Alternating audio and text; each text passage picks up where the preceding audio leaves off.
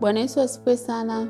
Mpendwa mtu wa Mungu, karibu katika dakika moja ya neno la uzima. Siku ya leo tutaangalia kitabu cha Yohana 16 mstari ule wa 8 hadi wa 9. Biblia inasema, naye akiisha kuja huyo atauhakikisha ulimwengu kwa habari ya dhambi na haki na hukumu. Kwa habari ya dhambi kwa sababu hawaniamini mimi. Bwana Yesu asifiwe sana. Yesu alikuwa anaongea kwa habari ya Roho Mtakatifu kuja na kutusaidia wanadamu baada ya yeye kuwepo ulimwenguni. Na kitu nilichotamani tukione hapa ni ule mstari wa 9, ya kwamba Roho Mtakatifu atakuwa anashuhudia mbele yetu kwa habari ya dhambi kwa sababu hatukumwamini Mungu. Mtu yote ambaye anakuwa hamwamini Mungu anatenda dhambi. Kutokuamini ni dhambi.